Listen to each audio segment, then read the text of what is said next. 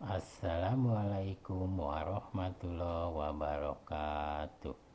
Bapak Ibu, siang ini saya ingin berbagi pengalaman, berbagi info bagaimana caranya untuk mengukur tanda-tanda vital pasien sebelum pasien kita dilakukan bekam.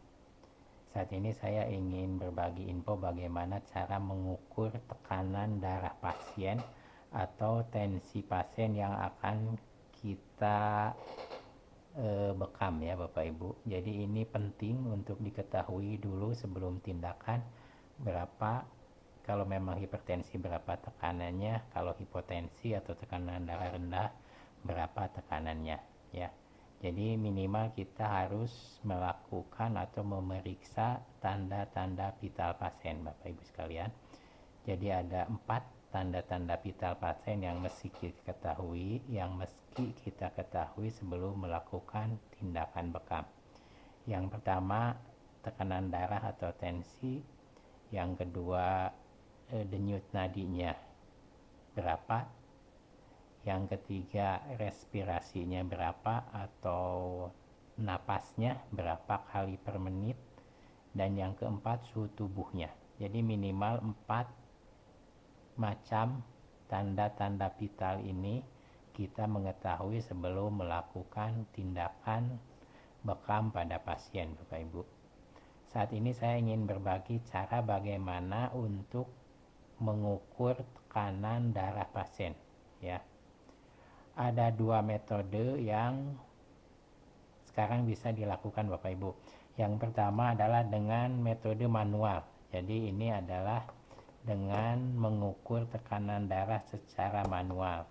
Jadi ditensi dengan mempergunakan tensimeter seperti ini Bapak Ibu ya. Jadi ini bisa dilakukan dengan manual seperti yang sering dilakukan di puskesmas atau di rumah sakit ketika Bapak Ibu berobat ya. Jadi alatnya ini, tensimeternya namanya Bapak Ibu ya, seperti ini.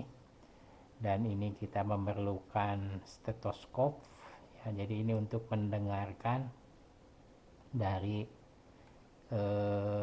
suara nadi yang ketika ukur kita tensinya. Jadi prinsipnya nadi ini, dengan alat ini kita akan mendengar ketika nanti kan ini ada air raksa Bapak Ibu, ketika kita pompa nanti akan naik misalnya sampai angka 80 ini ya. Lalu kita nanti turunkan pelan-pelan. Nah, bunyi pertama itu nanti akan terdengar di angka berapa. Itu namanya nanti tekanan diastol. Dan turun nanti air raksanya. Bunyi terakhir itu tekanan diastol. Misalnya tekanan tadi terdengar bunyi duk pertama di angka 140 dan menghilang di angka 80, bunyi itu berarti tekanan darah pasien antara 140/80. Jadi seperti itu metode atau cara kerja dari tensimeter manual. Memang ini perlu belajar lebih Bapak Ibu untuk bisa mempergunakan alat yang seperti ini ya. Baik yang pakai air raksa atau sekarang ada yang memakai jarum juga Bapak Ibu, yang kayak jam itu ya. Yang bulat-bulat sama kerjanya seperti itu. Terdengar bunyi pertama dan bunyi terakhir, itulah hasilnya seperti itu Bapak Ibu. Nah, kedua alat itu baik yang mempergunakan air raksa ataupun yang menggunakan semacam jam, sama prinsip kerjanya seperti itu. Perlu keahlian untuk bisa mempergunakannya, perlu belajar dulu Bapak Ibu. Kalau ada waktu silakan Bapak Ibu mampir, kita sama-sama belajar di sini Bapak Ibu ya. Jadi itu dengan cara manual. Dan di zaman kini ini sudah disediakan dengan yang elektronik atau elektrik Bapak Ibu. Tersedia di online atau di offline, silakan Bapak Ibu memiliki. Ini lebih jauh, lebih praktis untuk kita gunakan ya Bapak Ibu. Ini salah satu modelnya seperti ini ya. Cara kerjanya saya akan perlihatkan. Jadi ini model yang kecil Bapak Ibu, Seperti ini kerjanya, cara kerjanya kita tinggal pasang di tangan pasien baik di kiri ataupun di kanan. Kita lipatkan seperti ini. Jadi ini tensimeter elektrik ya Bapak Ibu. Yang ini manual, yang ini elektrik. Jadi ada dua cara yang ingin saya bagikan infonya dan bagaimana cara mempergunakannya. Seperti ini Bapak Ibu, kita tekan on off-nya ya. Lalu kita tekan titik yang ini dan alat ini mulai bekerja. Ya, kita tinggal menunggu saja berapa tekanan darah pasien ya. Jadi nanti akan ditunjukkan di angka ini Bapak Ibu ya. Ini ada angkanya, nanti hasilnya masih menghitung seperti ini.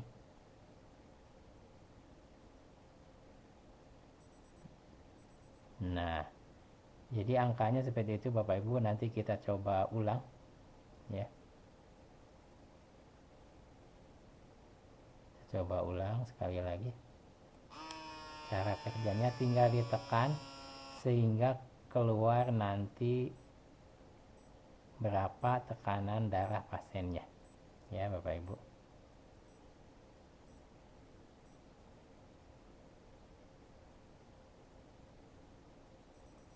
Nah, 127/60 ya, berarti tekanan darah pasien 127/77 ya. Tekanannya langsung keluar ya, 127/77. Jadi angka normal untuk tekanan darah orang dewasa itu yang berkisar antara 90/60 sampai 120/90 ya Bapak Ibu. Seperti itu kira-kira. Nah, ini langsung keluar kalau yang elektronik 127/77 dan denyut nadinya otomatis terekam, tanda-tanda pita yang lain 60 kali per menit ya.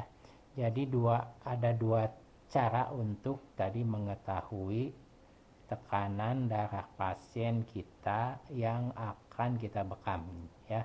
Jadi kita harus mengetahui dulu tanda-tanda vital pasien. Sebaiknya seperti itu Bapak Ibu. Mari kita belajar bersama-sama ya. Hari ini saya berbagi pengalaman saja untuk mengukur darah pasien ya. Yang pertama tadi mempergunakan alat yang manual, yang tensimeter ini namanya. Jadi alatnya seperti ini namanya tensimeter, ini stetoskop Bapak Ibu. Jadi metode kerjanya tadi saya sampaikan, nanti akan terdengar bunyi di angka berapa setelah air raksanya naik. Jadi kita nanti turunkan seperti ini Bapak Ibu, nanti akan turun pelan-pelan. Bunyi pertama di angka berapa, berarti itu tekanan sistolnya. Dan bunyi terakhir di angka berapa, misalnya di angka 80, dan itu tekanan diastolnya, berarti tekanan darah pasien itu antara 140/80 ya. Untuk cara manual mempergunakan tensimeter air raksa ya.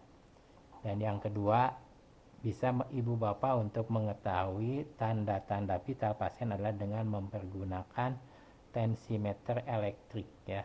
Jadi tinggal dipasang sesuai dengan manual book yang ada, sedikit agak berbeda tapi prinsipnya tidak jauh berbeda Bapak Ibu. Tinggal dipasang di pergelangan tangan ya, lalu dipijit titik on off-nya, maka ini akan bekerja sendiri dan keluar angkanya ya. Seperti ini tadi 127/77 ya, seperti itu. Demikian Bapak Ibu, mudah-mudahan pengalaman yang sederhana ini bisa bermanfaat khususnya bagi rekan-rekan para terapis kam dimanapun berada ya. Mudah-mudahan bermanfaat untuk mengetahui mengukur tanda-tanda vital pasien ya. Tensi, nadi, suhu, dan respirasi. Demikian Bapak Ibu sekalian. Terima kasih Bapak Ibu sudah like, komen, dan subscribe pada channel 18 ya. Insya Allah kita senantiasa berada dalam kasih sayang dari Allah Subhanahu wa Ta'ala, sehat, barokah, dijauhkan dari segala wabah dan bencana. Ya, bahagia di dunia dan bahagia di akhirat. Wassalamualaikum warahmatullahi wabarakatuh.